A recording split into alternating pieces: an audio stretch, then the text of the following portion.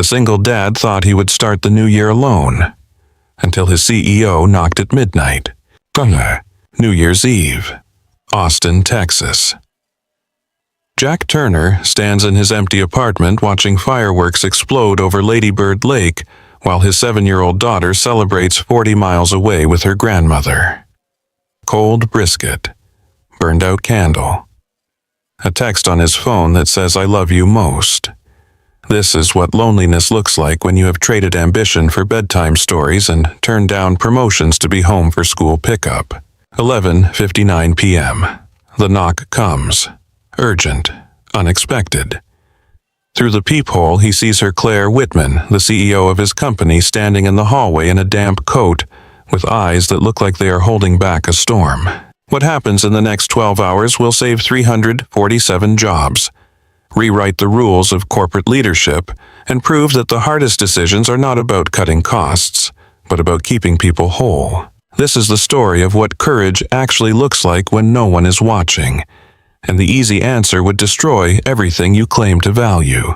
Drop a comment with where you are watching from. Let's go. Outside. So Jack opens the door. Claire Whitman steps into his apartment the way she enters every room, with the controlled precision of someone who has spent years learning to occupy space without apology. But here in this 1,200-square-foot world of crayon drawings and mismatched furniture, that precision falters.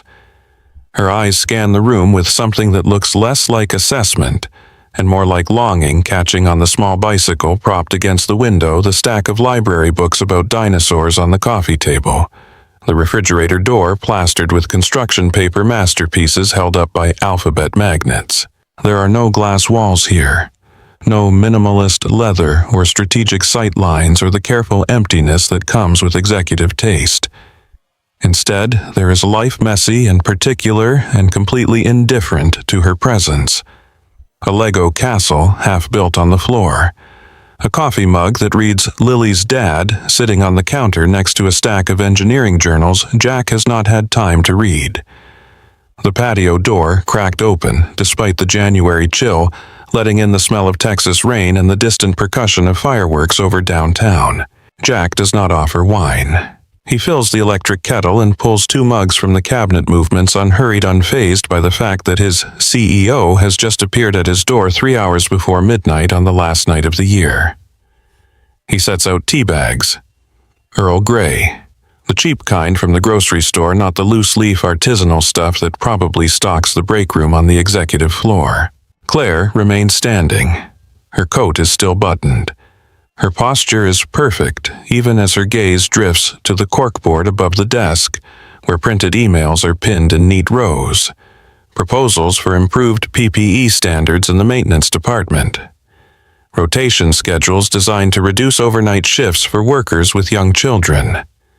A handwritten note on lined paper. The penmanship shaky, thanking someone named Jack for fixing the break room heater before the Christmas cold snap hit. He does not explain any of it, does not point out his small acts of attention or translate the bureaucratic language of the safety proposals into something she might find impressive. The apartment speaks for itself.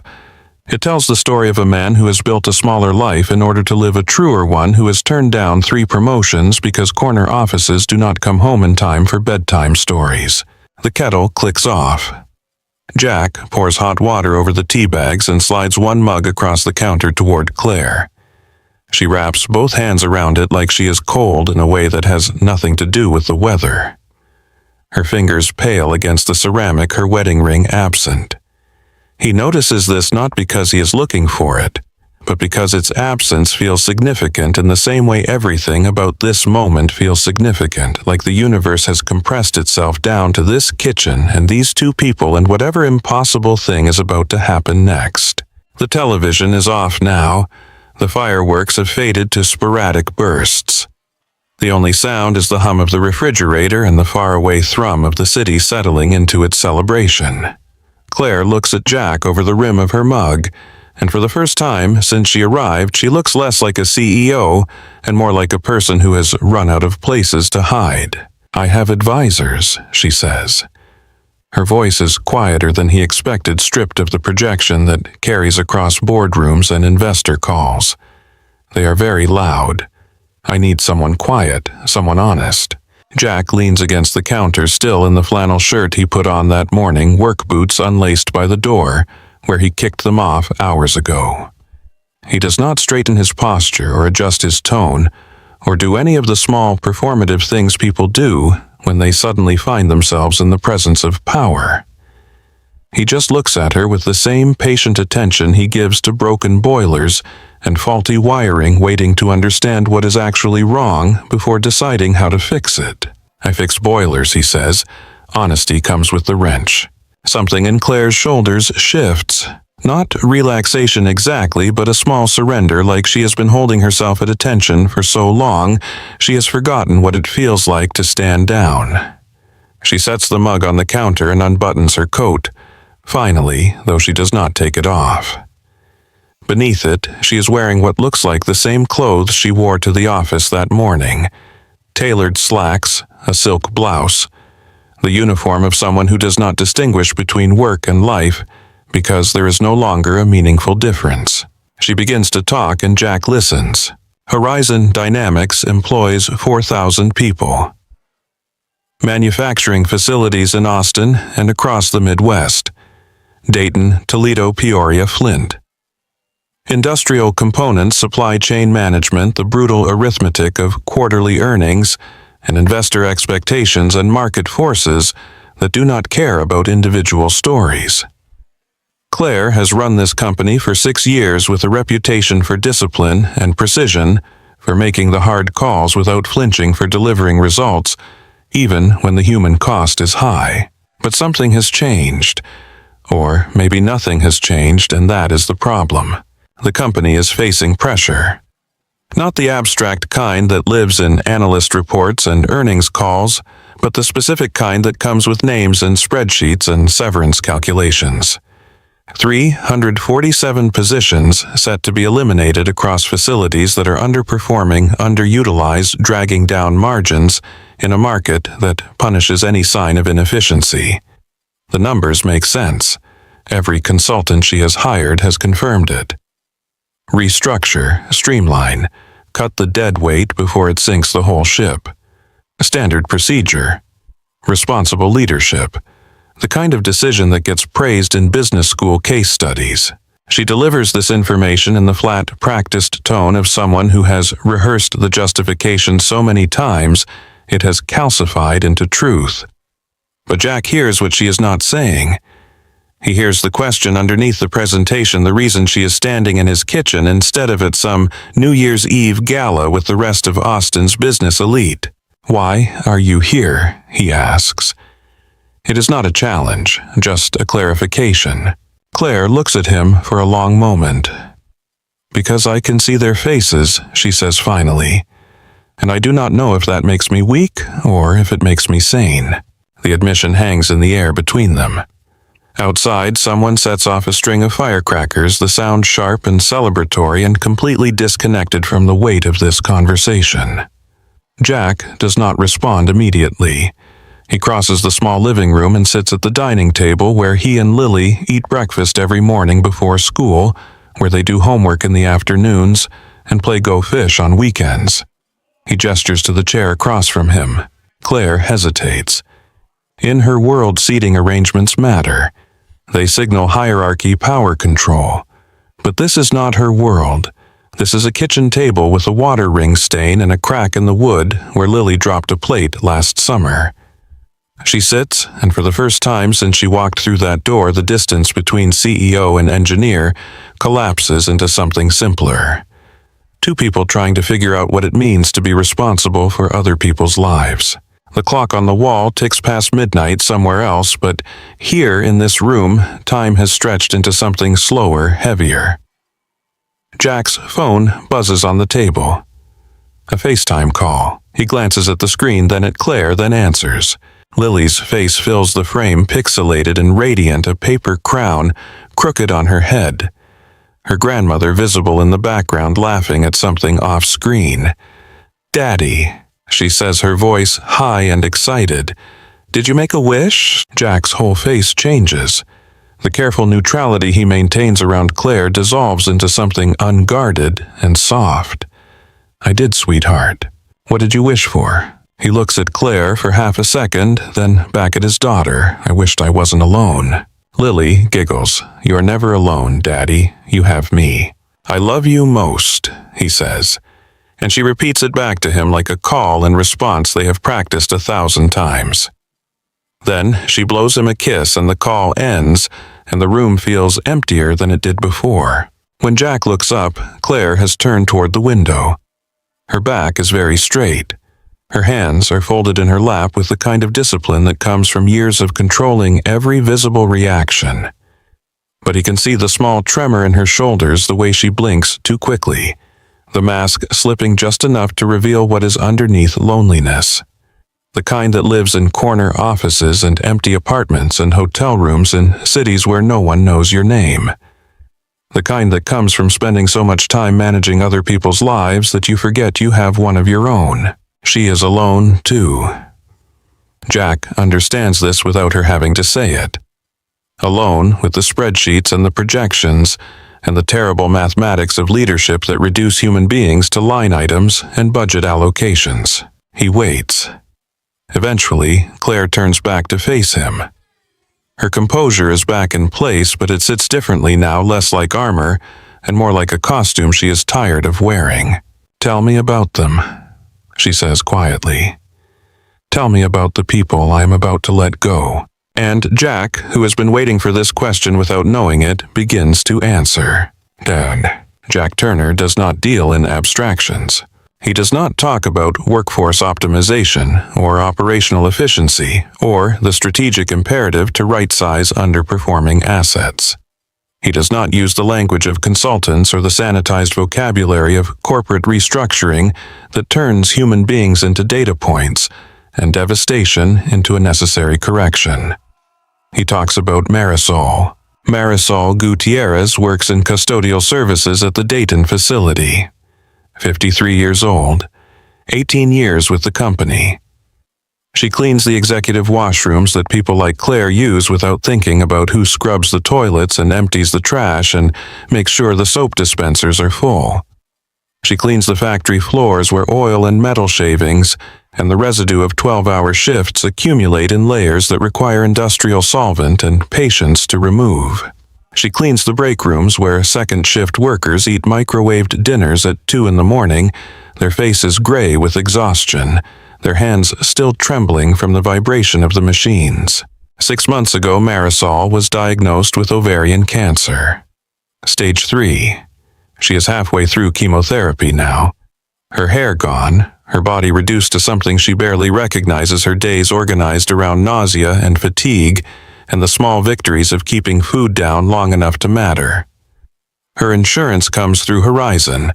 Her daughter is 19, a sophomore at community college, studying to become a nurse, working part-time at a drugstore to help pay for books and fees and the expenses that financial aid does not cover.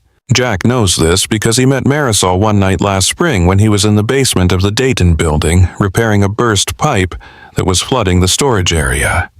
It was past 11. Her shift had ended at 10, but she was still there, moving slowly through the hallways with her cleaning cart emptying trash bins with hands that looked too thin inside the oversized rubber gloves she wore. She stopped to watch him work, not saying anything, just standing there in the fluorescent buzz of the basement, while he wrestled with corroded fittings and tried to stop the leak before it reached the electrical panel. When he finally got the water shut off and sat back against the concrete wall to catch his breath, she spoke. You always stay late too, she said. It was not a question. Someone has to, Jack replied. She nodded, like this made perfect sense. Then she told him about the chemotherapy, about how she had tried to take medical leave but the bills kept coming and her daughter needed help with tuition. And sitting at home made the fear worse, made the cancer feel more real than it did when she was moving through familiar routines with a mop and a bottle of disinfectant. She told him she did not know if she believed in God anymore, but she believed in kindness because she had experienced it from coworkers who covered her shifts when she was too sick to stand, and supervisors who pretended not to notice when she took extra breaks, and the woman in HR who had helped her navigate the insurance paperwork without making her feel stupid or small. "I am not sure about God," she had said, her voice quiet in that empty basement. "But I have seen kindness, and that is enough." Jack tells Claire this story without embellishment or sentiment. He does not need to perform emotion. The details do the work. Marisol's thinning hands, her daughter studying to save lives while her mother fights to keep her own, the choice between medical leave and making rent, the late nights cleaning up after people who will never know her name. Claire listens without interrupting. Her tea has gone cold. Her hands are still wrapped around the mug, but they have tightened knuckles, pale, the small muscles in her jaw working like she is trying to keep something contained. Jack continues.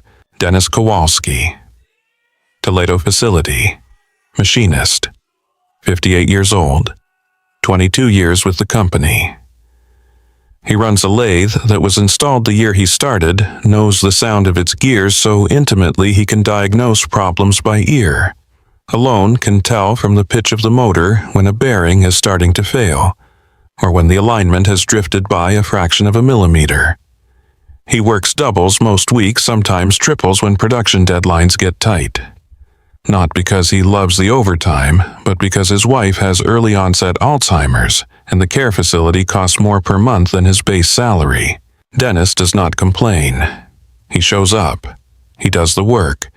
He goes home to a woman who sometimes recognizes him and sometimes looks at him like he is a stranger who has broken into her room. On good days, she remembers their wedding, their daughter's graduation, the trip they took to Niagara Falls for their 25th anniversary. On bad days, she is terrified and confused, and he has to calm her down while his heart breaks in real time. The night shift supervisors know his situation. They schedule him for the maximum overtime the union contract allows. They look the other way when he takes personal calls during breaks when he has to leave mid-shift because the care facility has called to say his wife has had an episode and they need him there. They do this not because they are exceptionally compassionate, but because Dennis has earned it, because in 2 decades he has never missed a deadline or produced a defective part, or let his personal catastrophe interfere with his professional excellence. Jack knows this because he installed upgraded ventilation in the Toledo machine shop last fall and spent 3 weeks working alongside the machinists, learning the rhythm of their days, understanding how the work gets done when management is not watching. Dennis told him about his wife during a lunch break, the two of them sitting on the loading dock eating sandwiches while forklifts moved pallets in the background. He did not ask for sympathy. He just needed to say it out loud to someone who would not try to fix it, or tell him everything happens for a reason, or any of the useless platitudes people offer when confronted with suffering they cannot comprehend. "She does not remember me most days," Dennis had said, staring at the concrete. "But I remember her. I remember who she was, and I will keep remembering until there is nothing left to remember." Claire has stopped looking at Jack.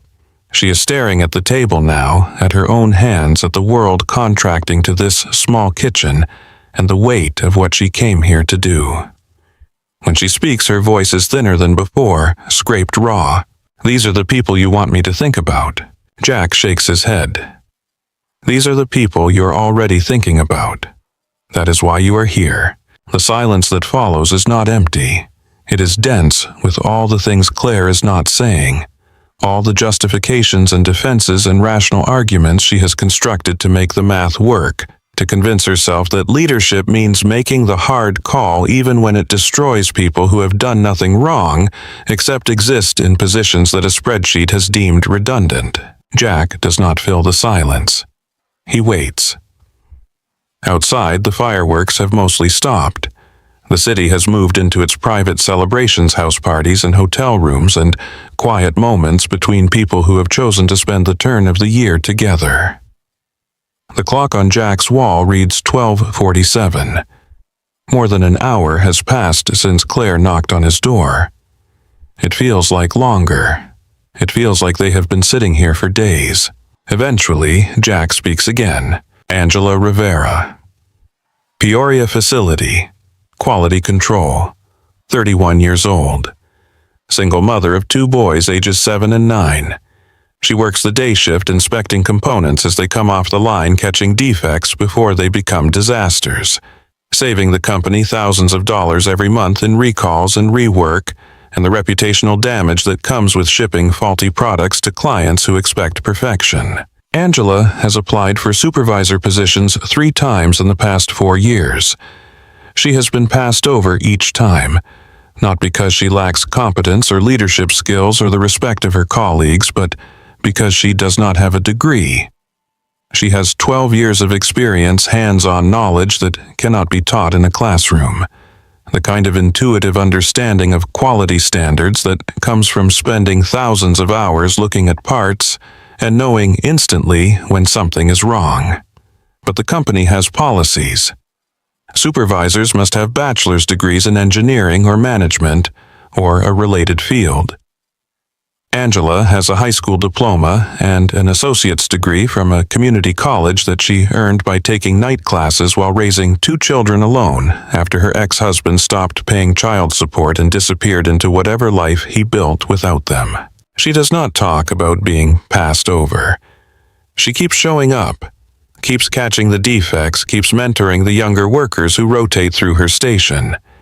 She brings her sons to the company picnic every summer, both of them wearing Horizon Dynamics t-shirts that are too big, eating hot dogs and playing on the inflatable obstacle course while Angela stands with the other single parents talking about school supplies and how to make groceries stretch and whether the rumors about layoffs are real this time or just the usual anxiety that circulates whenever earnings reports come out.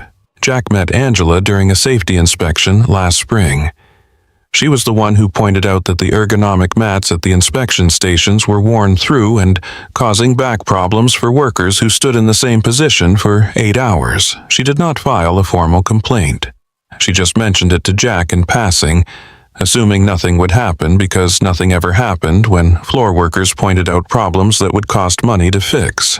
Jack ordered new mats, had them installed within a week. Angela found him in the parking lot afterward and thanked him, and he could see in her face that this small act of attention meant more than it should have, that she was used to being invisible despite being essential.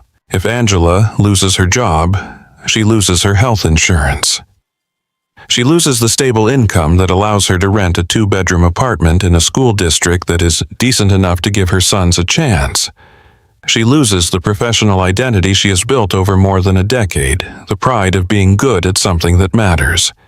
And she will have to explain to her boys why mommy is not going to work anymore, why they might have to move, why the things they have taken for granted are suddenly uncertain. Claire stands abruptly. She walks to the window and presses her palms flat against the glass like she is trying to push through it, trying to escape the accumulating weight of these stories. Her breath fogs the surface. When she speaks, her voice is barely audible. I know their names. I have read the files. I see the tenure reports and the performance reviews. I know who has children and who is dealing with medical crises and who has been with the company since before I was in college. I know all of it. Then, why are you still planning to sign? Jack asks. He does not say it cruelly, just plainly. Claire does not turn around, because the alternative is worse. If I do not cut now, the bleeding gets worse. If the margins keep shrinking, the board will replace me with someone who will cut deeper. If the stock price collapses, we lose access to capital. If we lose capital, the whole company folds. And then it is not 347 people losing their jobs. It is 4,000. Her voice has the mechanical precision of someone reciting a script they have memorized, a defense they have practiced, until it sounds like truth. Jack has heard this argument before. Every manager who has ever implemented layoffs has used some version of it. Save the many by sacrificing the few. Make the hard call so the company survives. Leadership means being willing to do what others cannot. That is the argument Jack says. I have heard it. Claire spins to face him, her composure finally cracking. It is not an argument. It is reality. This is what leadership looks like. You make the hard call so that most people survive. You accept that you cannot save everyone. You do the math and you make the choice that does the least total damage. Jack stands and crosses to where she is standing. He does not crowd her, but he does not back down either. He meets her eyes and holds them. You are right, he says. Leadership is making hard calls, but there are different kinds of hard. Explain, she says. It is not quite a command, more like a plea. The hard call you are talking about is the easy one, Jack says. You sign the papers. You send the emails. You hold a town hall and say the right words about difficult decisions and market realities and positioning the company for long-term success. You take criticism for a few weeks. The stock recovers. The board is satisfied. The consultants move on to their next client. You move on to your next quarter. That is the hard call that lets you sleep at night because you convinced yourself there was no other choice. And the other kind, Claire asks, her voice low and dangerous. The other kind is the hard call that keeps you awake, Jack says. That is the call where you refuse to accept the first answer, where you tell the consultants they are wrong, where you fight your own board and risk your position, where you spend 6 months building a plan that is harder and slower and messier, but keeps people whole. That is the call that requires actual courage, not just calculation. Claire's jaw tightens. You think I am a coward. I think you are scared, Jack says. And I think that is normal. But fear is not the same as wisdom, and doing what everyone expects is not the same as doing what is right. She turns away again, arms folded across her chest, her whole body rigid with the effort of holding herself together. The silence stretches. Jack can hear her breathing, quick and shallow, the sound of someone fighting for control. What if I fail? She whispers finally. What if I refuse to cut and the company suffers and I lose everything? What if I am wrong? Jack does not answer immediately. He walks back to the table and picks up his phone. The screen shows the photo Lily sent earlier. Her face grinning under the paper crown, her grandmother laughing in the background. The kind of unguarded joy that only exists when people feel safe and loved. He shows it to Claire. This is my daughter, he says. She is 7 years old. When she grows up, she is going to ask me what I did for a living. And I am going to tell her I kept buildings running so people could work in them safely. That is a small job, but it is one I can be proud of. He sets the phone down and looks at Claire directly. What will you tell your kids when they ask what it means to be a leader? Claire stares at him. Her face has gone pale. I do not have kids, she says quietly. Then what will you tell yourself? Jack asks. When you look in the mirror 10 years from now, what story will you be able to live with? The one where you did what was easy and expected, or the one where you tried to do what was right even if it cost you everything? The question lands like a physical blow. Claire closes her eyes. Her hands are shaking. When she opens her eyes again, something fundamental has shifted. The defensiveness is gone. The corporate armor has cracked wide enough to reveal the person underneath the woman who knocked on a stranger's door at midnight because she could not live with what she was about to do. She sinks into the chair across from Jack and puts her head in her hands. I do not know how to do this, she says. Her voice is raw, stripped of pretense. Neither do I, Jack admits. But I know some people who might help us figure it out. He pulls his laptop from the shelf and opens it on the table. The screen glows between them, casting pale light across their faces. He navigates to a file he has been building for months without knowing why, a project that started as idle curiosity and became something like a calling. It is a spreadsheet, but not the kind Claire is used to seeing. This one is filled with names and skills and possibilities. It is a map of human potential, not just labor costs. He turns the screen toward her. This is what I see when I look at the Dayton facility, he says. I do not see redundant positions or underperforming assets. I see people who can learn new skills. I see roles that can be restructured. I see opportunities that no consultant will ever find because they do not spend time on the factory floor talking to the people who actually do the work. Claire leans forward studying the screen. Her eyes move across the columns, the names, the details Jack has compiled. What are you proposing? I'm not proposing anything Jack says. I am showing you what might be possible if you are willing to do the harder thing. If you are willing to fight for a different answer. Claire looks at him for a long moment. Then she pulls the laptop closer and begins to read. And so they work. They work through the night while the city sleeps off its celebrations.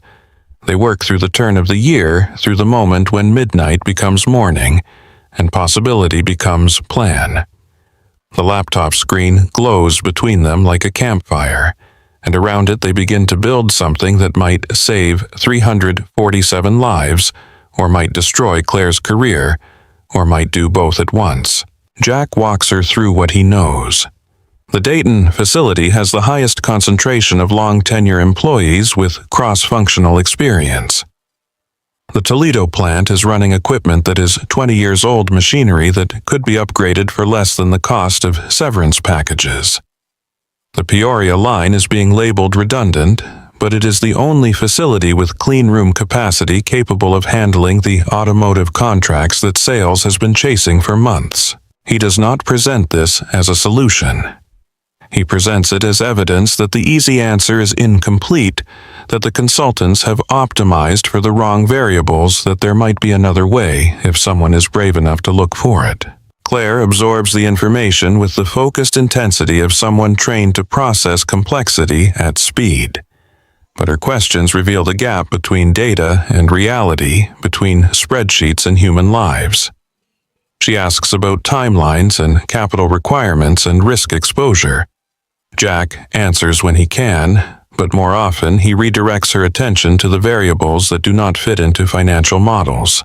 Retraining takes time, he says, but so does hiring and onboarding new people when the market inevitably shifts.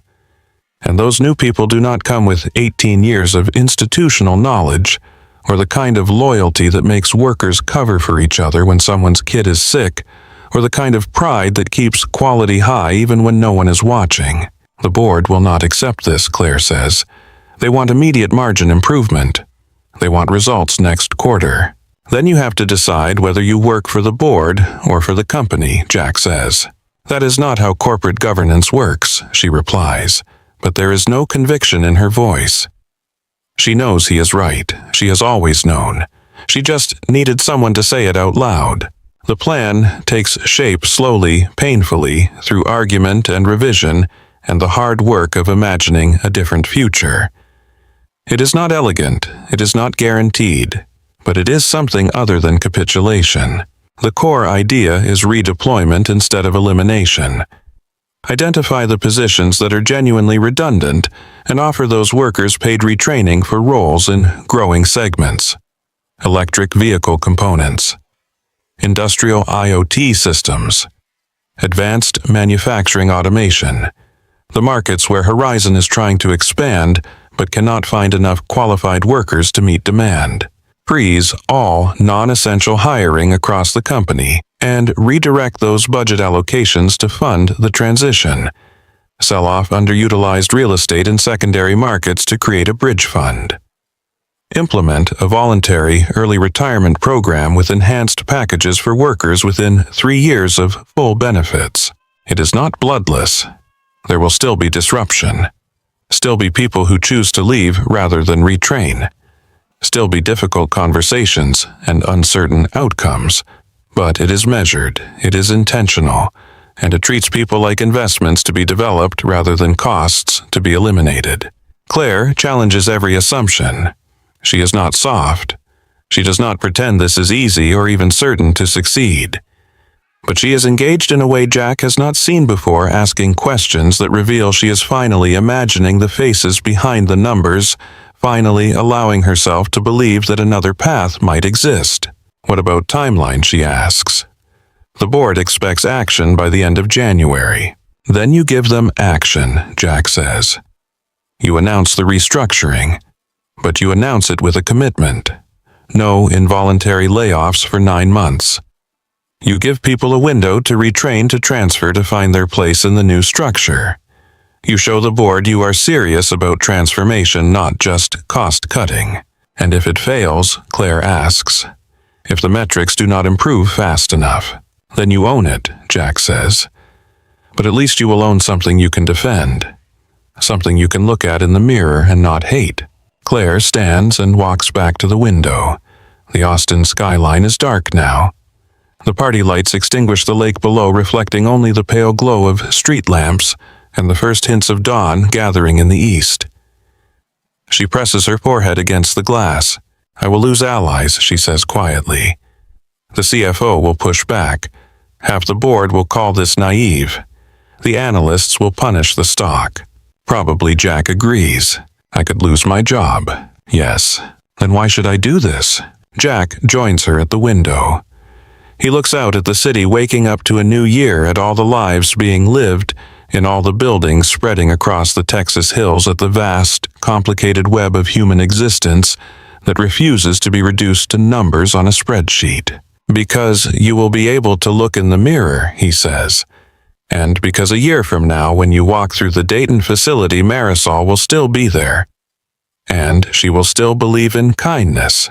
Claire turns to look at him. Her eyes are red with exhaustion, but they are clear. You really think this can work? I think it is worth trying, Jack says. And I think you did not knock on my door at midnight because you wanted permission to do the easy thing. She holds his gaze. Something passes between them that is not quite agreement, but is close enough. She is not convinced, but she is willing. And in this moment, that is enough. All right, she says, let's do the hard thing. They work until the sky begins to pale. By the time Jack's phone buzzes with Lily's good morning text, the plan exists in a form that can be defended, a document that runs 43 pages and contains enough specificity to be credible and enough flexibility to survive contact with reality. Claire has stopped questioning whether it will work and started questioning how to make it work, which Jack recognizes as the moment when possibility becomes commitment. She leaves just after 6 in the morning. The hallway is silent. The building still asleep. She stands in the doorway with her coat buttoned and her laptop bag over her shoulder, looking like someone who has not slept, but has found something better than rest. Thank you, she says. Jack shakes his head. Thank me when people still have jobs. She almost smiles. Then she is gone, and Jack is alone in his apartment, watching the first real light of the new year spill across Lady Bird Lake, while the coffee maker gurgles, and somewhere 40 miles north, his daughter is probably already awake, probably already asking her grandmother if they can make pancakes shaped like stars. He does not feel triumphant. He feels the way he always feels after fixing something complicated, uncertain whether the repair will hold, but certain he used the right tools in the right order. The rest is up to forces beyond his control. 3 days later, Claire Whitman calls an all-hands meeting, January 3rd. First business day of the new year. The main atrium at Horizon Dynamics headquarters fills with 300 employees from the Austin facility, while another 1,000 joined via video feed from Dayton and Toledo and Peoria and Flint. The room has the tense anticipatory silence of people who have been waiting for bad news and are steeling themselves to receive it with whatever dignity they can muster. Jack stands in the back. He is not supposed to be here. His role does not typically involve company-wide announcements. But Claire asked him to come, and he understood that what she was really asking was for him to witness what happens next, to be present for the moment, when private courage becomes public commitment. Claire takes the stage without preamble. No opening remarks about the holidays or aspirational statements about the year ahead. She does not ease into it. She tells them directly, "We have been under pressure to eliminate 347 positions across our facilities.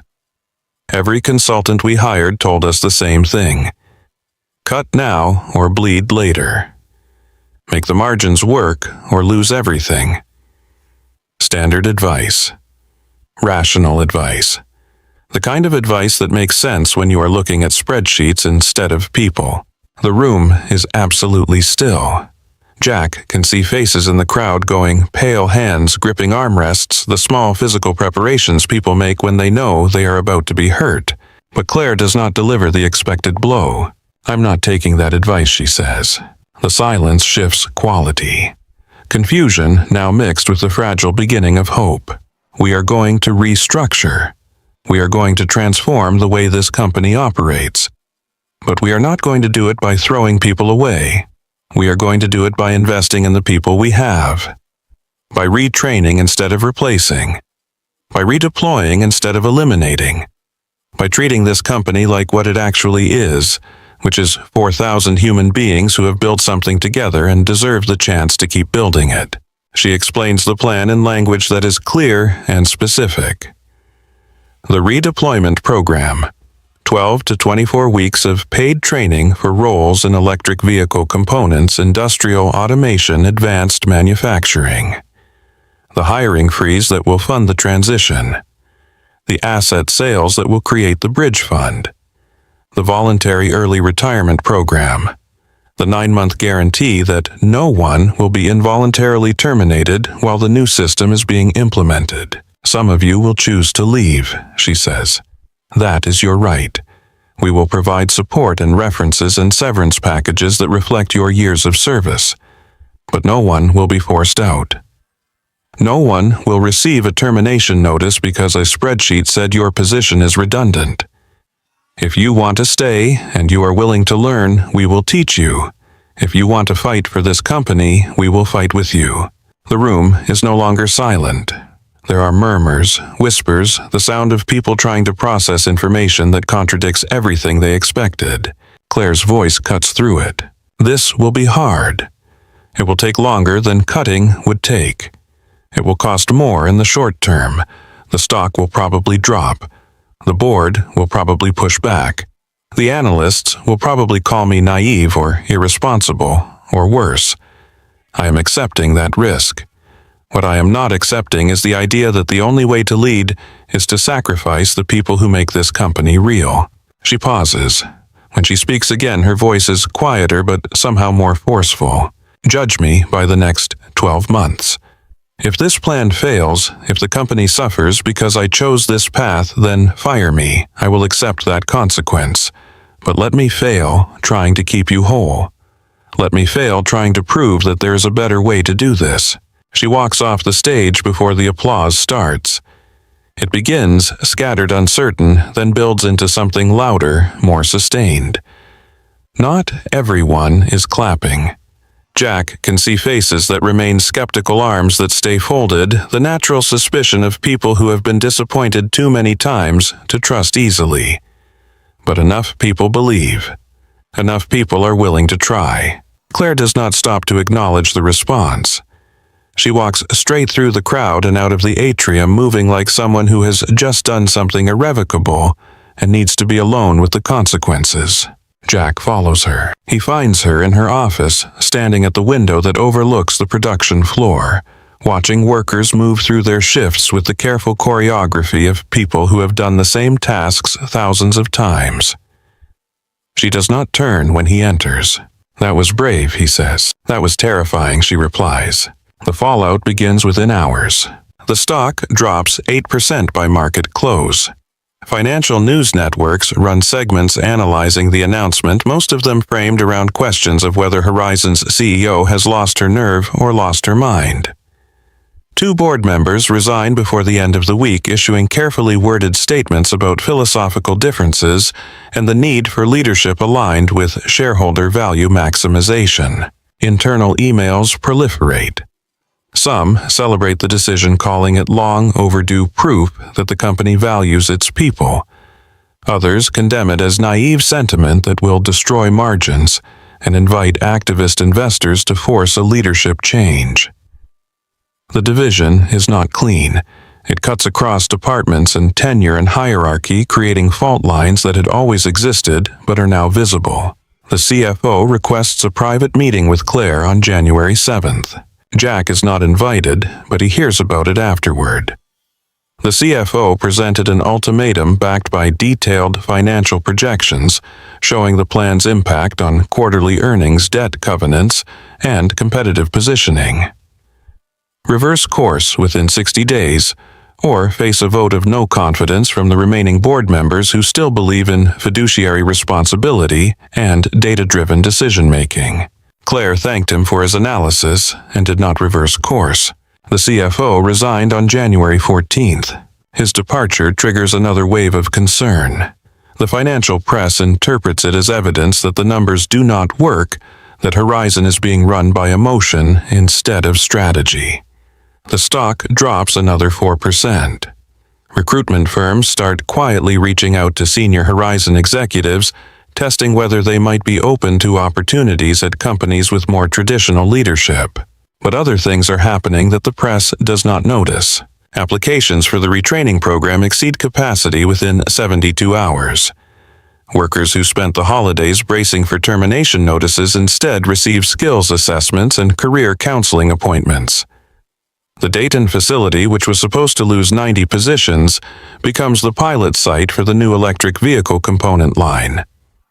Engineers from Austin travel to Ohio to work with machinists and technicians translating theoretical designs into manufacturing processes that can actually be executed on the floor. Marisol Gutierrez still in chemotherapy, still losing weight and hair, and the physical strength that had sustained her through 18 years of night shifts and double shifts, and the grinding invisibility of custodial work volunteers to lead a peer mentoring program. She works with other long-tenure employees to support newer workers who are transitioning into quality assurance and process improvement roles that require different skills but the same attention to detail that good custodians develop over years of noticing what others overlook. Jack watches her during a training session in late January. She moves slowly but deliberately through a classroom where former machine operators are learning statistical process control, offering encouragement and practical advice, and the kind of hard-earned wisdom that cannot be taught from a textbook. You have been watching things closely your whole career, she tells a former forklift driver who is struggling with data analysis concepts. You just did not know you were gathering data. Now we are teaching you to write it down and use it. That is the only difference. The first cohort begins training on January 16th. 38 workers from Dayton, Toledo, and Peoria. Machinists and assemblers and logistics coordinators who have never worked with computers beyond clocking in and out, who are now spending 40 hours a week learning programmable logic controllers and industrial automation software and quality management systems. Some of them struggle with the technology. Some of them thrive in ways that surprise their instructors. All of them show up. They show up tired from working modified shifts to accommodate class schedules. They show up anxious about whether they can actually learn these new skills at 45 or 52 or 57 years old. They show up because the alternative is unemployment, and they would rather fail trying than quit without trying. Jack attends the training sessions when he can, sitting in the back of converted conference rooms watching people who spent decades doing physical labor now wrestling with abstract concepts and digital interfaces. He takes notes. He identifies where the curriculum is working and where it needs adjustment. He talks to trainees during breaks, asking what makes sense and what feels impossible, gathering feedback that he compiles into reports that go directly to the program directors. Claire has given him a new title, Employee Advocate. It appears on no org chart and commands no budget and supervises no department. But it comes with one critical authority: he can delay or veto any operational decision that affects people until it has been evaluated for human impact. The title is met with resistance from middle management and outright hostility from some senior leaders who see it as an end run around established chains of command. But Claire backs it absolutely. When a VP complains that Jack blocked a shift consolidation that would have improved efficiency metrics, Claire asks if the VP consulted with the workers who would be affected. The VP admits he did not. Claire tells him to do that first, then bring the proposal back. "Do I get a corner office?" Jack had asked when Claire offered him the role. "You get a chair that will not be empty when it matters," she replied. The chair is a folding metal one that Jack carries to whatever meeting room or factory floor or break room where decisions about people are being made. He sits in budget reviews and strategy sessions and operational planning meetings, mostly silent, mostly watching, speaking only when the conversation drifts away from the human reality of what is being proposed. A VP of operations suggests consolidating 2 shifts at the Toledo facility to hit quarterly efficiency targets. Jack pulls up the shift rosters on his laptop and projects them onto the conference room screen. He does not editorialize. He just highlights the workers who would be affected. Single parents whose childcare arrangements depend on the current schedule. Workers taking night classes who cannot switch to day shifts without dropping out. People working second jobs whose primary income depends on the existing rotation. These are the people whose lives you are proposing to restructure for a 3% efficiency gain, Jack says. If you still think that trade is worth making, explain it to them directly. I will set up the meeting. The VP withdraws the proposal. The head of procurement wants to switch to a cheaper supplier for a component used across multiple product lines. The cost savings are substantial. The business case is clear. Jack does not have the technical expertise to evaluate supplier quality, but he knows who does. Have you consulted with the assembly technicians who install these parts? He asks. The procurement head looks confused. Why would we do that? Because they are the ones who will have to deal with it if the cheaper parts do not fit properly or fail more frequently, Jack says. And because they have been installing these components for years and might know things that are not in the supplier's data sheets. Jack arranges a video call with 3 assembly techs from different facilities. They explain patiently and in detail that the cheaper parts have higher tolerance variance and require significantly more installation time, which negates most of the cost savings. They also point out that the current supplier provides technical support that has prevented production delays on multiple occasions, support that the cheaper supplier does not offer. The switch is canceled. During a quarterly earnings call in early February, an analyst asks Claire when she plans to resume normal hiring and stop burning cash on retraining programs that have not yet demonstrated return on investment. The question is hostile, designed to make the plan sound fiscally irresponsible. Claire starts to answer, but Jack leans forward into the microphone. The ROI is 63 people who were supposed to be unemployed in February and are instead building components that helped us land the Detroit contract, he says. His voice is calm, factual, completely devoid of defensiveness. If you need me to quantify that in terms of retention costs and onboarding expenses and institutional knowledge preservation, I can send you the spreadsheet. But the actual return is that those 63 people can still pay their mortgages and feed their children and contribute to the productive capacity of this company. If you do not consider that a return on investment, I question what you think investment means. The line goes quiet. The analyst does not ask another question, but Jack's real work happens outside the conference rooms, away from the financial metrics and strategic discussions, and the careful theater of corporate leadership. He spends 3 days a week on factory floors, in break rooms, in parking lots where third-shift workers stand in the cold, smoking cigarettes and drinking gas station coffee before their midnight start times. He listens. Workers tell him about supervisors who undermine the retraining program by scheduling participants for shifts that conflict with class times, then writing them up for attendance issues. They tell him about equipment that is breaking down more frequently because maintenance has been deferred too long, creating safety risks that people are afraid to report because they do not want to be labeled complainers. They tell him about the small indignities that accumulate into feeling disposable lockers that have been broken for months, vending machines that eat dollars without dispensing product safety gear that does not come in sizes that actually fit. Jack does not promise to fix everything. He cannot. But he promises to elevate it to people who have the authority to act. And he does. Every week he sends Claire and the operations leadership team a digest of what he has heard. It is not framed as complaints. It is structured as a priority map of the friction points that prevent capable people from doing good work. Some issues are trivial to fix, and he handles them directly, ordering replacement locks for the broken lockers, getting the vending machines serviced, requisitioning properly sized safety equipment. Others are systemic and expensive and require executive approval equipment upgrades, maintenance, backlog reduction, scheduling system overhauls. Claire reads every word. She does not always agree with Jack's assessments. She pushes back when she thinks he is being idealistic or missing larger strategic constraints. But she never dismisses him. And slowly, incrementally, the culture begins to shift. Managers start attending training sessions to understand what their people are learning. Supervisors begin scheduling around retraining commitments instead of treating them as optional or inconvenient. The maintenance backlog gets attacked with the same urgency as production deadlines. Workers notice.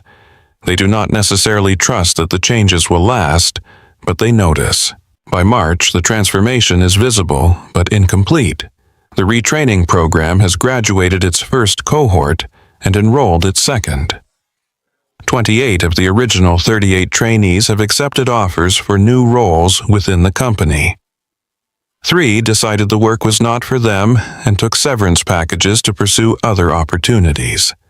7 are still completing their training, working through concepts that require more time and support than the standard curriculum provided. The numbers are encouraging, but not overwhelming. The financial metrics are stable, but not improved. The stock price has recovered some of its losses, but remains below where it was before Claire's announcement. The board has not forced a leadership change, but they have made it clear that patience has limits, and the next quarterly review will need to show tangible progress. Claire knows this. She does not talk about it, but Jack can see the weight in the way she moves through the building, the careful attention she pays to every metric and every conversation, and every small indication of whether the plan is working or simply delaying the inevitable. In early April, the company holds a graduation ceremony for the first cohort at the Dayton facility. It is not elaborate.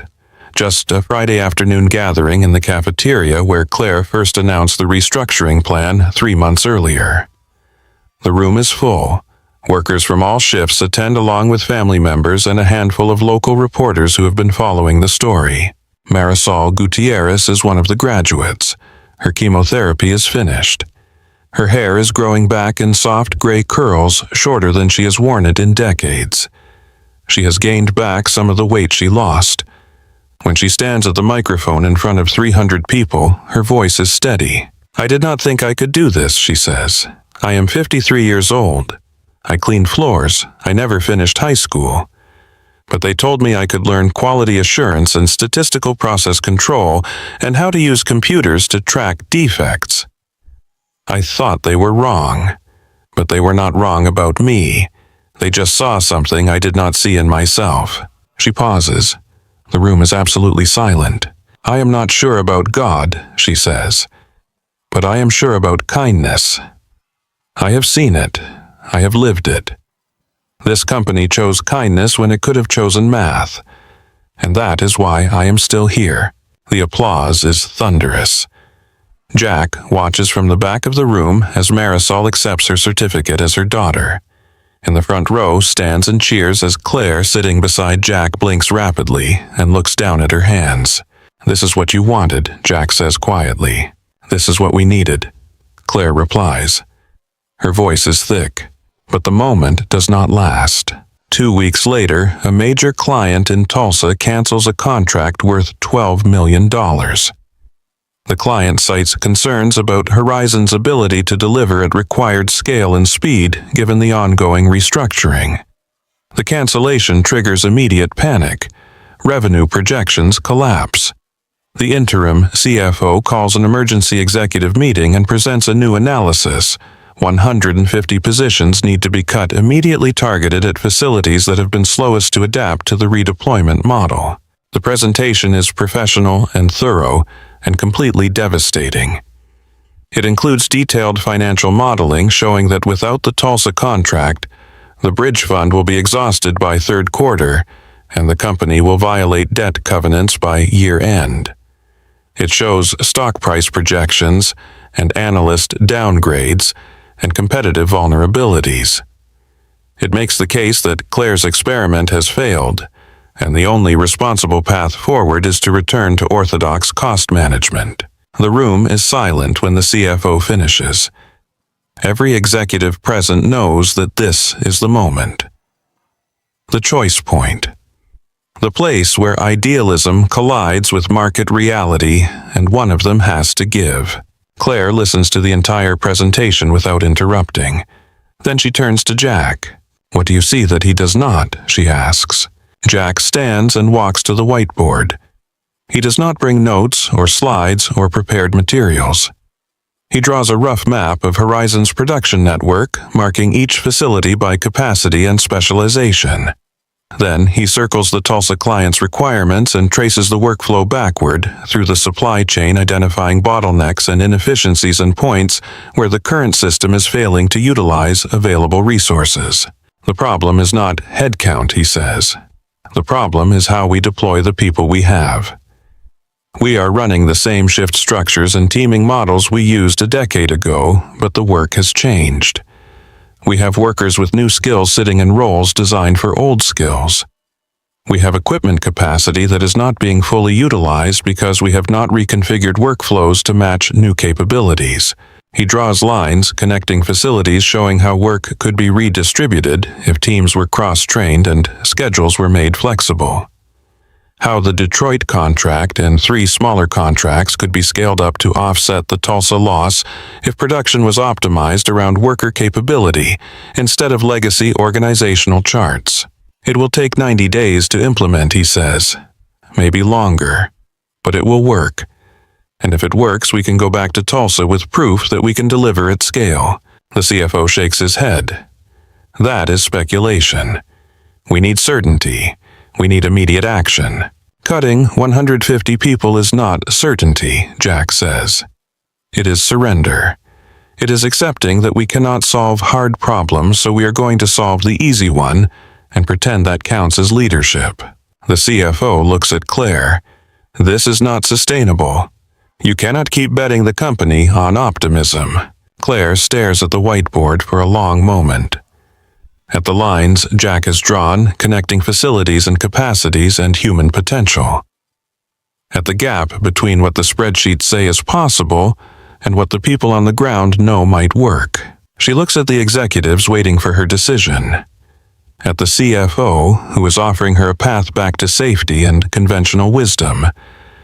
At Jack, who is offering her a path deeper into uncertainty. We do it Jack's way, she says. 90 days. We reconfigure the workflows and implement the cross-training model and go back to Tulsa with proof that we can deliver. If it fails, if we cannot make the numbers work, then I will resign, and you can bring in someone who will make the cuts I refuse to make. The CFO stares at her. You are gambling everything. Yes, Claire says, I am. The meeting ends.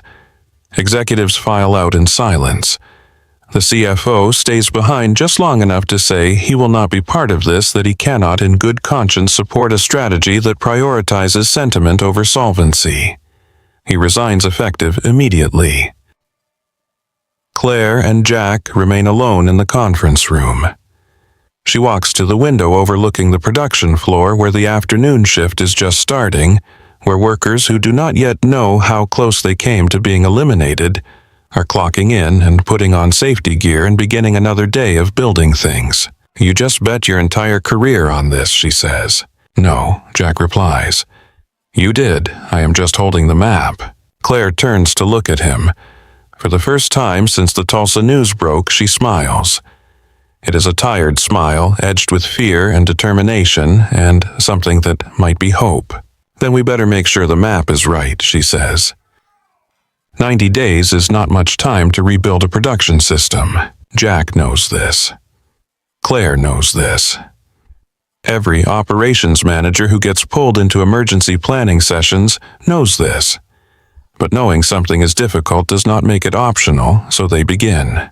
The plan is deceptively simple on paper. Reconfigure workflows to match worker capabilities instead of legacy job descriptions. Implement cross-training so teams can flex across multiple production lines. Create scheduling systems that treat people as adaptable resources rather than fixed inputs. Eliminate the bottlenecks that exist not because of equipment limitations, but because of organizational inertia. Simple on paper, brutal in execution. Jack spends the first week of the 90-day window at the Toledo facility mapping actual work patterns against theoretical job descriptions. He arrives before first shift and stays past third, watching how tasks actually get done when management is not watching. He sees machinists who could run quality control but are locked into single roles by union contracts negotiated decades ago. He sees logistics coordinators who understand production scheduling better than the schedulers, but have no mechanism to contribute their knowledge. He sees inefficiencies that persist, not because people are incompetent, but because the system was designed for a different era and has calcified into ritual. He takes notes, he asks questions. He does not judge or criticize. He just watches and listens and tries to understand the gap between what the facility could be and what it currently is. Dennis Kowalski finds him on the third night standing in the machine shop at 2 a.m, watching the graveyard shift work through a backlog of precision components. "You're the guy from corporate who is supposed to save our jobs," Dennis says. It is not quite a question. I am the guy trying to figure out if your jobs need saving, or if they just need to be done differently. Jack replies. Dennis considers this. He is wearing the same oil-stained coveralls he has worn for 22 years. His hands scarred from decades of metal and machinery. His face lined with exhaustion that goes deeper than lack of sleep. His wife is having a bad week. The care facility called twice today. He should be there, but he cannot afford to miss shifts, cannot afford to use up his limited family leave when there are still months of uncertainty ahead. "You want to know what is actually wrong with this place?" Dennis asks. "Yes," Jack says. "We are running equipment from 2003 with protocols from 1997, staffed by people who learned skills that nobody needs anymore," Dennis says. "But we are also the only people who know how to make this equipment produce parts that actually meet spec." The new engineers come in with their CAD models and their efficiency metrics, and they do not understand that machines have personalities, that this lathe runs hot on humid days and needs adjustment, that the drill press has a wobble at certain speeds that you compensate for by touch. You cannot teach that in a training program. You learn it by doing it wrong 500 times until you figure out how to do it right. Jack writes this down word for word. What if we could teach it, he asks. What if we documented the workarounds and the adjustments and the institutional knowledge that lives in your head, and we use that to cross-train people so the knowledge does not disappear when someone retires or moves to a different role? Dennis looks skeptical. Nobody ever listens when we try to tell them this stuff. "I am listening now," Jack says. Over the next 2 weeks, Jack conducts what he calls listening sessions, but what are really just conversations with workers who have been doing the same jobs long enough to see patterns that management misses. He holds them during shift changes in break rooms and parking lots where people gather to smoke or decompress before driving home. He does not bring HR representatives or managers or anyone whose presence might make people self-conscious about speaking honestly. He asks simple questions. What makes your job harder than it needs to be? What would you change if you had authority to change it? What do you know that nobody ever asks about? The responses come slowly at first. Workers have been through enough corporate initiatives to recognize the pattern. Ask for input. Ignore the input implement. Whatever was already decided, blame workers when it fails. But Jack keeps showing up. He takes notes. He follows up. He implements small fixes immediately when he can, getting the broken time clock replaced, fixing the HVAC in the quality control room, ordering better lighting for the night shift assembly area. People notice, and slowly they start talking. A quality inspector in Peoria explains that defect rates spike on Tuesdays because the weekend crew does not calibrate the testing equipment properly, and it takes Monday night to fix it, which means Tuesday day shift is working blind. Jack gets the calibration added to the weekend supervisor's checklist, and the Tuesday defect rate drops by 40% within a month.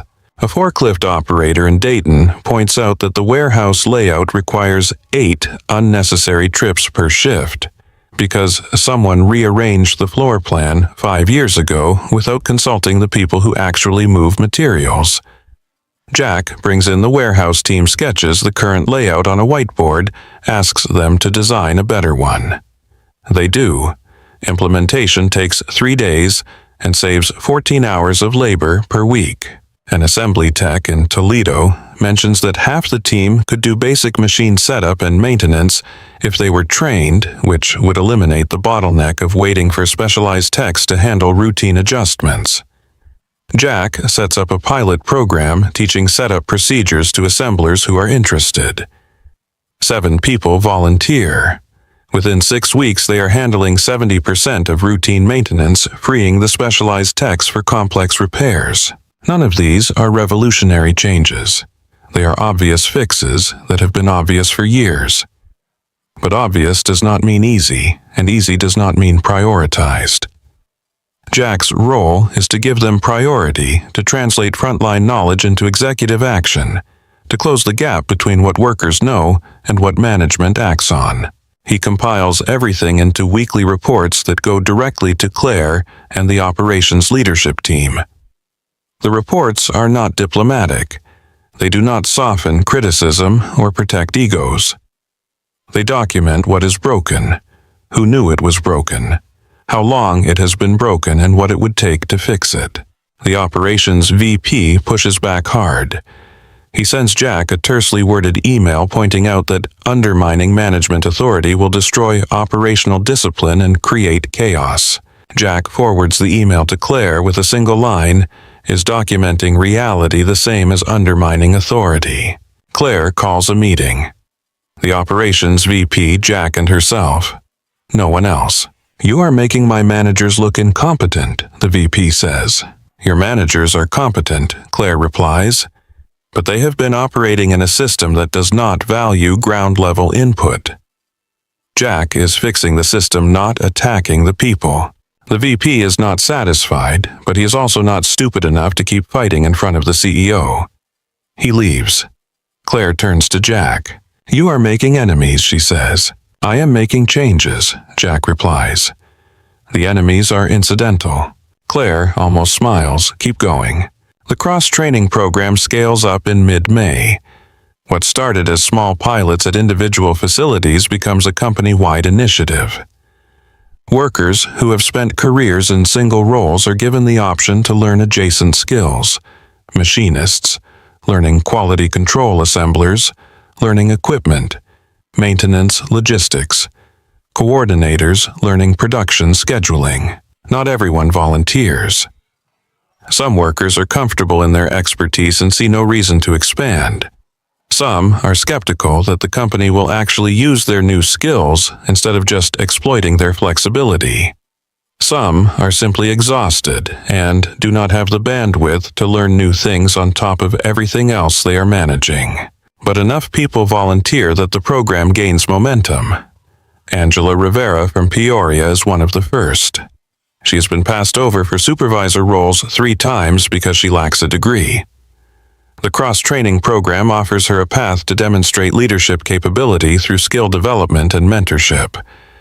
She completes the quality systems curriculum in 8 weeks and immediately starts coaching other workers through the material. Jack watches her teach a class on statistical process control to a group of assemblers who are transitioning from manual inspection to data-driven quality management. She does not lecture. She connects the abstract concepts to the practical work they already know, translating variance and standard deviation into the language of parts that fit right and parts that do not, of patterns that indicate problems before they become failures. "You are seeing what nobody else saw," Jack tells her after class. "I am showing what I always knew," Angela replies. People just needed to ask. By June, the metrics begin to shift. Not dramatically, not enough to satisfy impatient board members or skeptical analysts, but enough to indicate that the direction is right, even if the destination is still distant. Employee engagement scores tick up.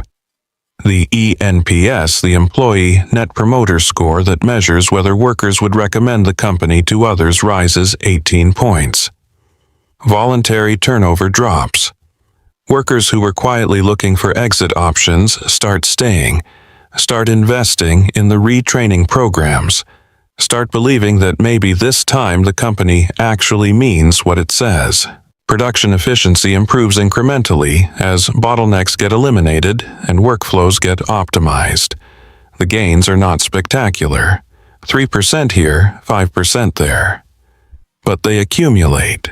And more importantly, they are sustainable. They are not coming from pushing people harder, but from removing the friction that was making work harder than it needed to be. Jack documents all of it. Not just the numbers, but the stories behind the numbers. The machinist who learned quality control and caught a supplier defect that would have cost 6 figures in recalls. The logistics coordinator who redesigned the shipping schedule and reduced overtime by 20 hours per week without reducing output. The custodian who transitioned to facilities maintenance and now fixes the equipment she used to clean around. These stories do not appear in quarterly reports or earnings calls, but they circulate through the facilities. They become proof that the transformation is real, that the company actually values the people it claims to value. Not everyone is convinced. A reporter from a business journal gets access to Claire for an interview in late June and asks the question that has been circulating in financial media for months: is Horizon prioritizing sentiment over strategy? Claire does not deflect. She answers directly. "We are prioritizing people as strategy," she says. "We believe that investing in worker capability and organizational flexibility will produce better long-term results than cutting costs and hoping the market rewards us for efficiency. If you want to call that sentiment, fine. But I call it math that accounts for variables most models ignore." The reporter persists. "But your stock price is still down. Your margins have not improved. Your competitors are outperforming you on traditional metrics. How long can you sustain this approach before investors lose patience?"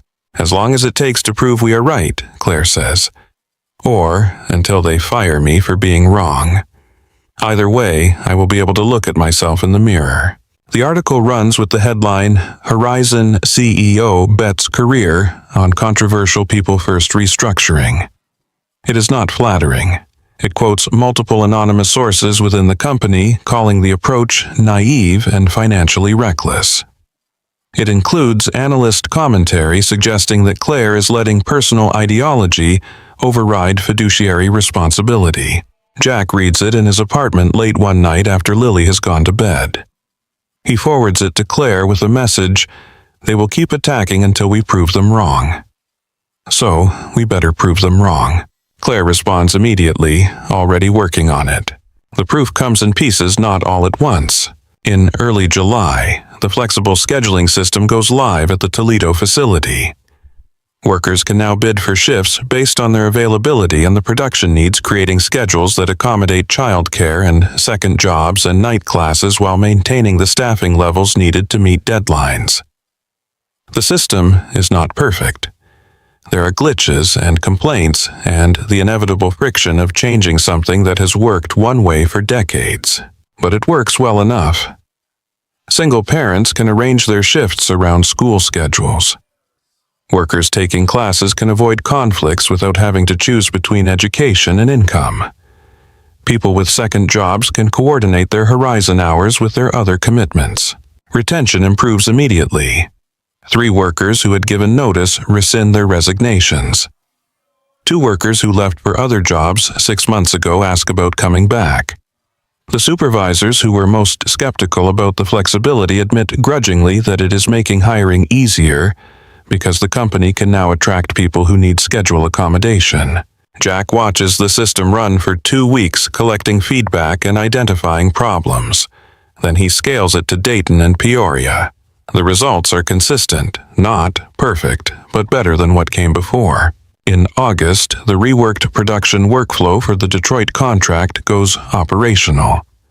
The workflow Jack designed by listening to workers and mapping actual processes instead of theoretical org charts. The one that cross-trains teams so they can flex across multiple production lines, that uses flexible scheduling to maintain capacity without burning people out, that treats workers as intelligent adapters rather than replaceable components. The first week is chaos. Equipment breaks down. Teams struggle to coordinate across new boundaries. The learning curve is steep and everyone is stressed, and there are moments when it seems like the whole thing will collapse into expensive failure. Jack is on site for all of it. Not managing, not directing, just watching and listening and helping translate problems into solutions. When a team lead complains that cross-training is creating confusion about who is responsible for quality, Jack helps them design a simple protocol that clarifies accountability without eliminating flexibility. When workers report that the new scheduling system is creating coverage gaps, Jack works with the supervisors to adjust the bidding rules and add shift premiums for understaffed times. By the second week, the chaos begins to settle. By the third week, the workflow is running smoothly. By the fourth week, it is exceeding the production targets that seemed unreachable a month ago. The Detroit client notices. They send a site inspection team expecting to find evidence that Horizon is struggling to scale. Instead, they find a production system that is flexible, efficient, and staffed by workers who actually seem to care about quality because they have been given agency and respect instead of just directives and discipline. The inspection team approves Horizon for an expanded contract. Not just maintaining the current volume, but increasing it by 40% with an option for further expansion if performance remains strong. Jack is in the break room when the news comes through. Workers who have been stressed and uncertain for months allow themselves to celebrate. Someone brings donuts. Someone else makes a handwritten sign that says, "We did it," and tapes it to the wall. It is not a corporate event.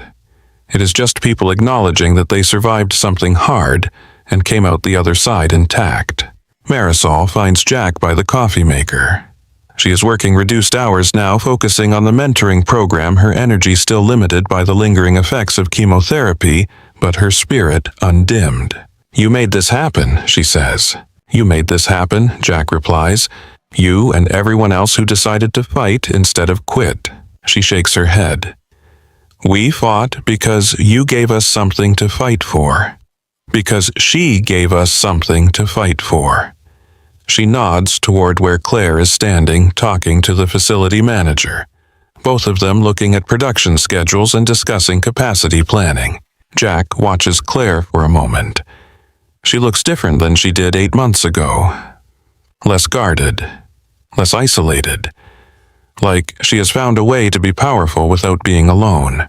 In September, the Tulsa client reaches out. They have heard about the Detroit contract. They have heard rumors that Horizon has implemented a new production system that is delivering results. They want to know if the capacity concerns that led them to cancel their contract have been resolved. Claire does not oversell. She invites them to tour the facilities, to see the workflows in action, to talk to the workers and supervisors and managers who are making it work, to evaluate for themselves whether Horizon can deliver at the scale and consistency they require. The Tulsa team visits in mid-September. They spend 3 days touring Dayton and Toledo and Peoria, watching production runs, reviewing quality metrics, interviewing workers about the new systems. They are professional and thorough and give no indication of what they are thinking. Jack shadows the tour not as a guide, but as an observer. He watches the Tulsa executives watch the workers. He sees them notice the things that cannot be faked. The competence, the coordination, the sense of ownership that comes from being treated as essential rather than expendable. On the final day of the tour, the Tulsa procurement director asks to speak with Claire and Jack privately. They meet in a conference room at the Dayton facility, the three of them sitting around a table covered with production reports and quality data and capacity projections. "We canceled because we did not think you could scale reliably," the director says. We were wrong. This system you have built is more robust than what you had before, more flexible, more resilient. We want back in." She slides a contract across the table. 3-year commitment. Higher volume than the original agreement. Better terms for both parties because the new production system reduces costs while improving quality. Claire reads it carefully. Then she looks at Jack. He nods. "We accept," Claire says. "And we appreciate you giving us the chance to prove we could do better." The director smiles. "We appreciate you actually doing better instead of just promising to." After she leaves, Claire and Jack sit in the conference room in silence. Through the window, they can see the production floor workers moving through their shifts with the practiced efficiency of people who know their work matters. "We did it," Claire says quietly. "You did it," Jack replies. "I just showed you where to look." Claire shakes her head. "We did it, all of us, and we are going to keep doing it." That night, Jack drives back to Austin. It is late when he arrives past Lily's bedtime, but she is still awake when he walks in sitting at the kitchen table with her grandmother working on a school project about careers and what people do for work. "Daddy," she says, running to hug him. "What do you do at work?"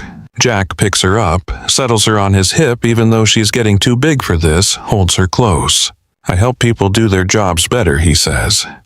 "I listen to what they need, and I try to make it happen." "That sounds important," Lily says. "It is," Jack agrees. "The most important thing I have ever done." Later, after Lily is asleep and her grandmother has retired to the guest room, Jack sits at his dining table looking at the same view he was looking at 9 months ago when Claire knocked on his door at midnight. The city below, the lake reflecting lights, the sense of something significant happening that most people will never see because it is not dramatic enough for headlines, but is real enough to change lives. His phone buzzes. A text from Claire. "Thank you for not giving up on this. On us. On the idea that we could do better." Jack types back, "Thank you for knocking." He sets the phone down and allows himself to feel something he has not felt in a long time. Not pride, exactly. Not triumph. Something quieter and more durable. The satisfaction of having helped build something good.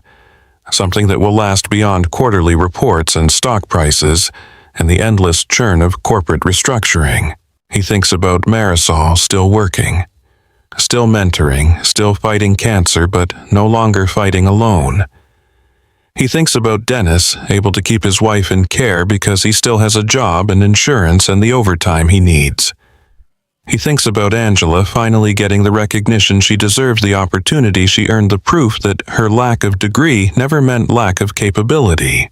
He thinks about all the people whose names never made it into his conversations with Claire, but whose lives were preserved by the decision to do the hard thing instead of the easy thing. 347 people who still have jobs. 347 families who did not have to face the devastation of unexpected unemployment.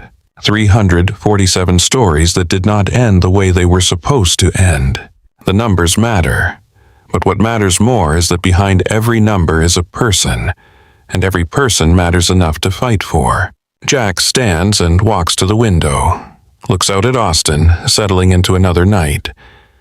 Somewhere in this city, Claire is probably still working, still reviewing metrics and planning next quarters, and fighting to prove that the path they chose was right.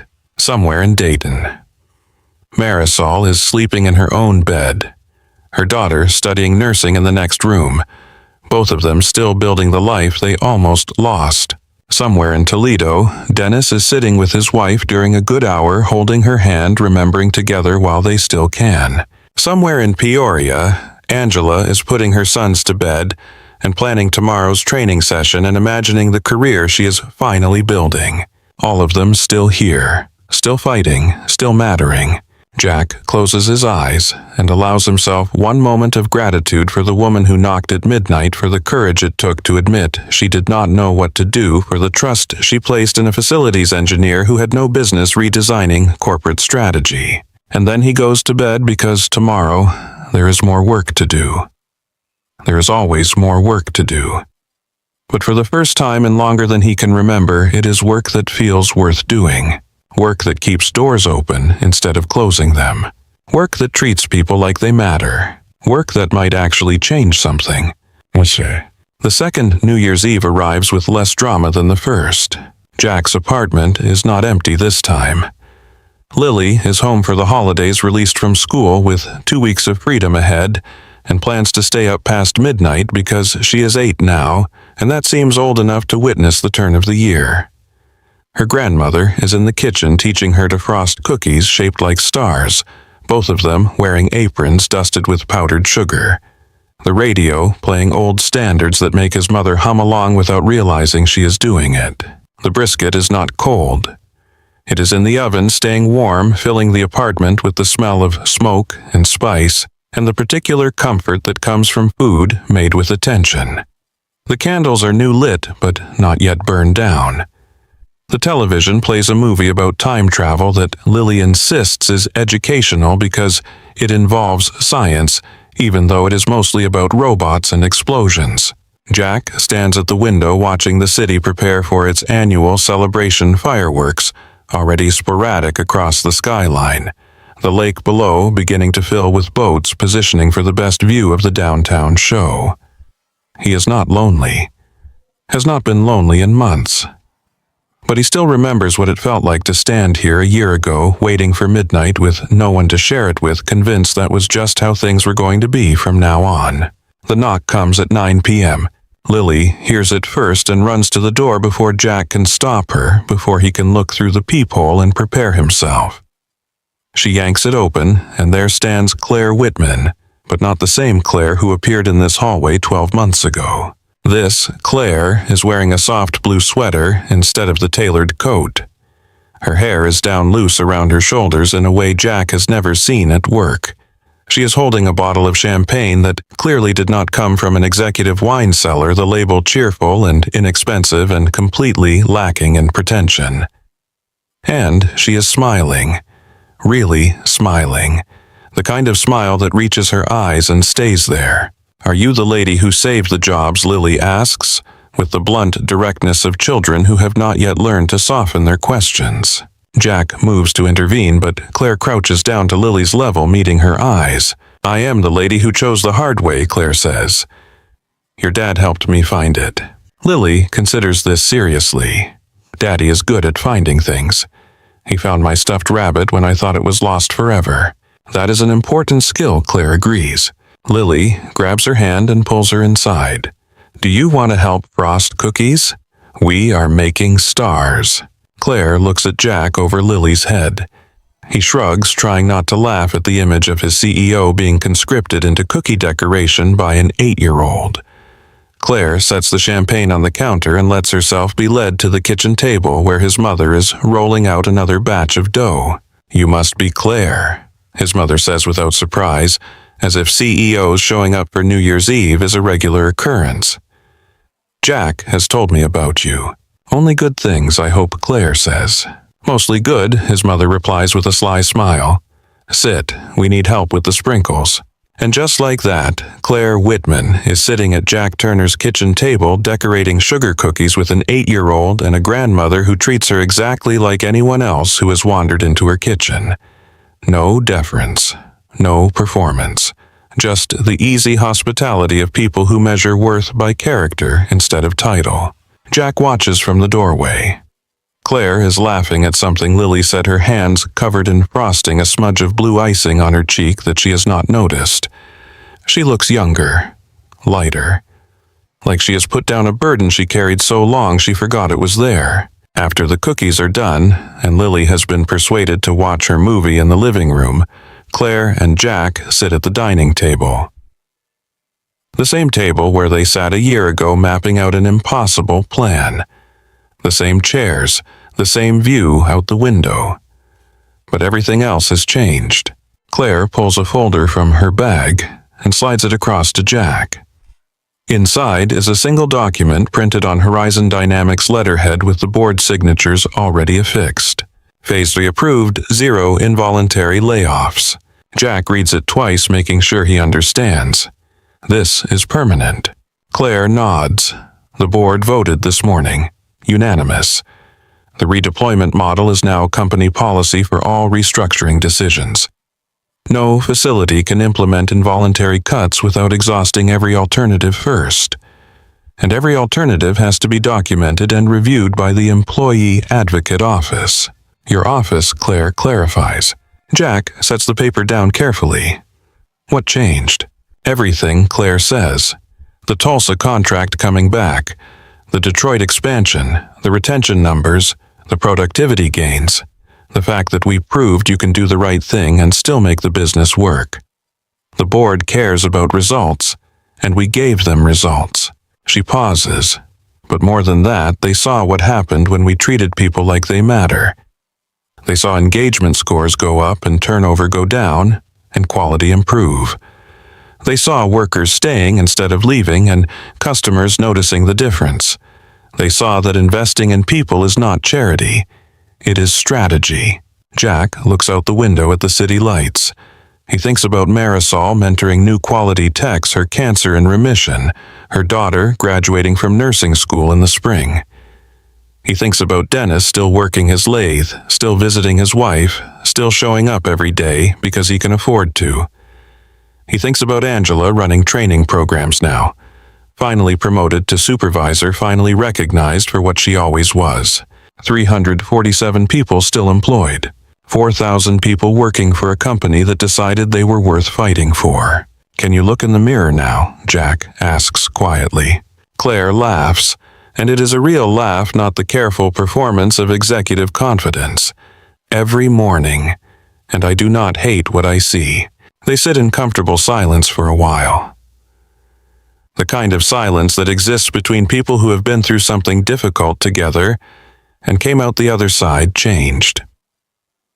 From the living room comes the sound of Lily explaining the movie's plot to her grandmother, her voice animated and certain the way children sound when they believe the world makes sense and good things are possible. Claire glances toward the sound. You have built something beautiful here. So have you, Jack says. Just took you a while to see it. I had help, Claire replies. She meets his eyes. I could not have done this without you. Without someone willing to tell me the truth even when it was hard to hear.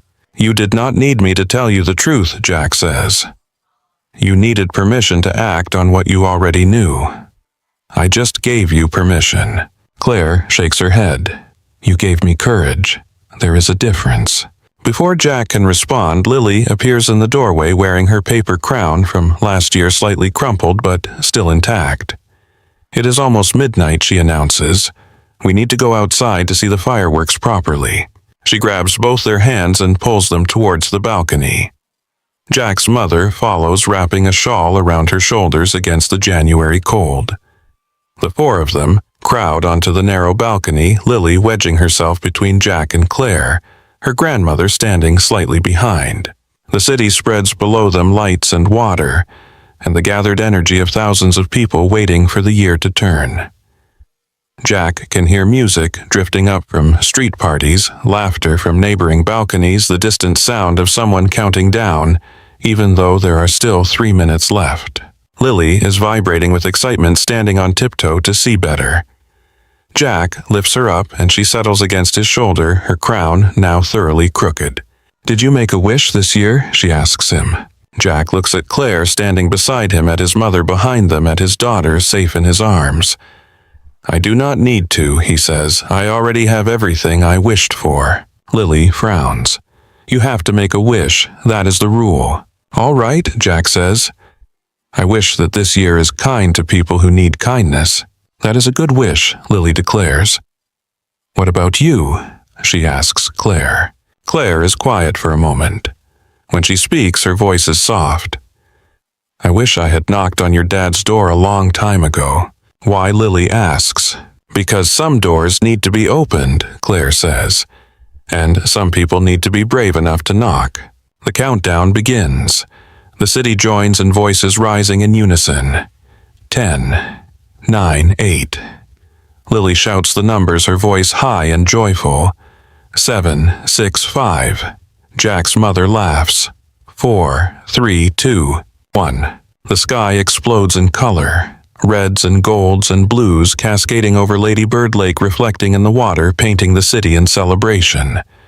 Lily gasps and points and provides running commentary on which fireworks are best.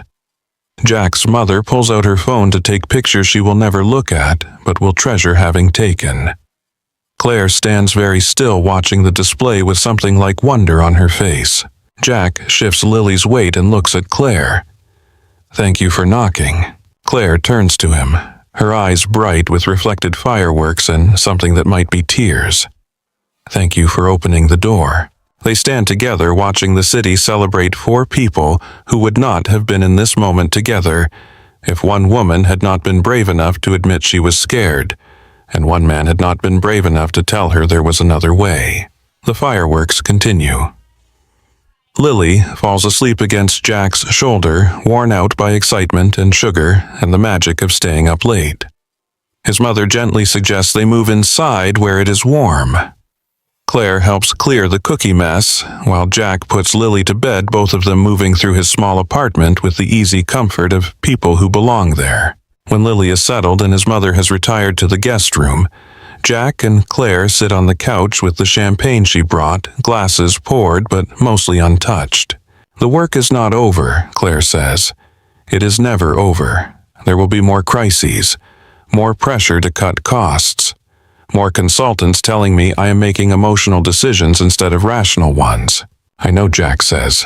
"But the door is open now," Claire continues. "The precedent is set. And I have someone whose job is to make sure it stays open. We," Jack corrects. "We have people whose job that is. It cannot just be me. It has to be a culture, a commitment that outlasts both of us." Claire nods. "Already working on it.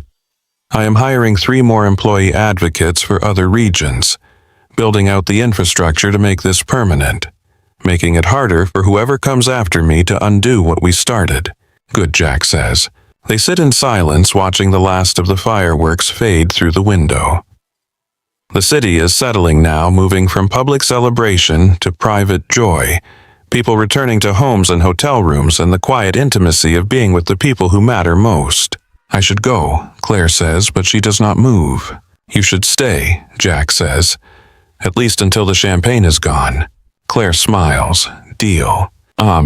The story does not end with a revelation or a triumph or a perfectly wrapped conclusion, because real stories never do. Horizon Dynamics continues to navigate the complicated work of being a company that values people as much as profit. There are setbacks. A supplier bankruptcy that disrupts production for 2 months. A product recall that costs millions and requires difficult decisions about where to cut costs without cutting people. A recession scare that makes the board nervous and brings back conversations about efficiency and lean operations. But the door stays open. Jack keeps his yellow legal pad full, keeps spending his days on factory floors and in break rooms, keeps elevating the voices of people who know how the work actually gets done. Claire keeps fighting the board when they push for shortcuts, keeps defending the redeployment model, even when analysts question it, keeps believing that the hard way is the right way. Marisol keeps mentoring her cancer still in remission, her laughter still echoing through the Dayton break rooms. Dennis keeps running his lathe, his wife having more good days than bad, now his loyalty to the company absolute because the company was loyal to him when it mattered. Angela keeps rising, promoted again to facility manager, finally building the career she always deserved. The retention rates hold. The engagement scores stay high. The quality metrics improve. The company grows not by cutting people, but by developing them. Not by reducing costs, but by eliminating waste. Not by doing more with less, but by doing better with what they have. And on quiet nights when Jack sits at his dining table after Lily has gone to sleep, when he looks out at the city and thinks about all the lives that were preserved by a single decision made on a single night, he sometimes wonders about the parallel universe where Claire never knocked, where she signed the papers and eliminated the positions and did what everyone expected her to do. In that universe, 347 people lost their jobs. 347 families faced devastation. and Claire Whitman remained alone in her corner office, successful and respected and utterly disconnected from the human cost of her success. But that is not this universe. In this universe, the door opened. And what walked through was not just a solution to a crisis, but a different way of thinking about what leadership means. A recognition that the hardest decisions are not about cutting costs, but about preserving dignity. That courage is not doing what is expected, but doing what is right, even when it is difficult. That the true measure of a company is not what it earns, but what it protects. Jack does not know if this will last. Does not know if the next CEO will honor the commitment, or if some future crisis will force choices that undo everything they built. He hopes. He works to make it durable, but he knows that nothing is guaranteed except the effort itself. What he does know is this: the door is open, and as long as it stays open, there is a chance that the next person who knocks will find someone willing to sit with them in the small hours and ask the hard questions. The ones that do not have easy answers. The ones worth asking anyway. The door is open, and that makes all the difference.